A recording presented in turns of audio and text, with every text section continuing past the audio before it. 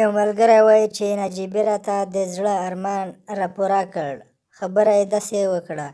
وایي زنګ راغی، کله مې چې وکتل نو د موبایل په سکرین باندې نا اشنا شمېره وه. اوکې مې کړ.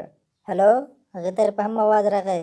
هلکه چېرته یې؟ مایل خپل ځای باندې یم، کور له. ویل یې ودې پېژانده؟ مایل نه.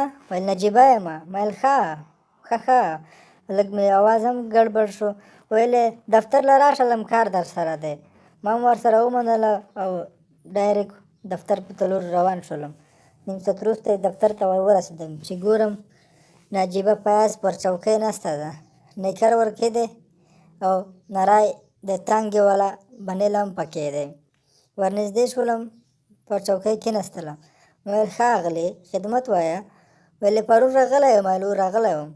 ښه، څه دې ویل؟ ومې ویل بس دلته م د کار پوښتنه کوله. ویل ښه کار شته، نن به دلته پاتې شې؟ غرمې نه وروسته تا سره ما کار دی، زه به تا ته کار وسپارم.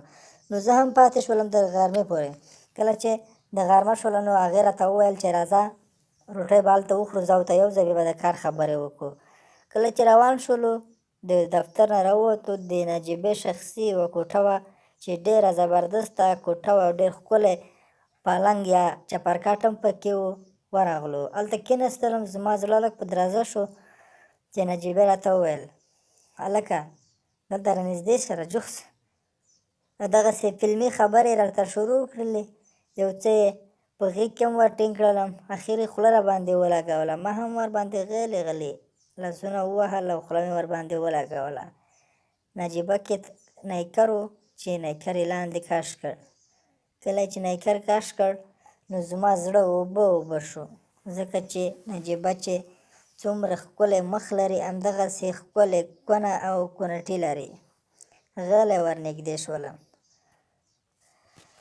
د هغې لاس مې راواخیست او په خپل کوتک یا غین باندې مې کېښودو. هغه هم وسولوه، خو د ډېرې جذبې د لاسه نور ما ایسار نه شولم او صبر مې ونه شو کړی او په نجیبه باندې مې خپې اوچتې کړې. کله چې خپې ورباندې اوچتې کړې نو د نجیبې کونې دومره اوبه کړې وې چې دومره به د انسان د خلاصېدو وروسته هم د چا نه اوبه نشي لاړې. نو پرې اخته شولم چې څنګه مې ملا ور شروع کړله. دومره تیزه ملا مې ووهله چې ان د نجیبې کوناټو داسې ټسه تله. نو کله چې خلاص شولم نو زه سم سوړ نه شولم.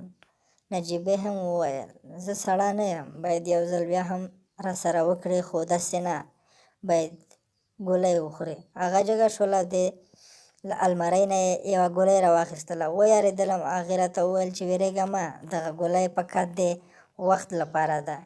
کله مې چې ګولۍ وخوړه نو راته وویل چې لږ انتظار وکړه. ما هم انتظار وکړ چې هغې راته وویل چې بس اوس کار کولی شې. دا ځل چې اخته شولم دومره په بیړه دومره تیز کار مې کړی دی چې د نجیبې د خولې مې اخ او وخ نرۍ وویستلې.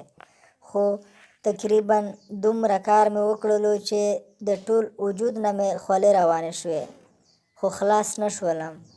نور به مو څه ستړی وم. ۴۵ دقیقې مې په د نجیبې په کوس کې خپل غین راومانډه.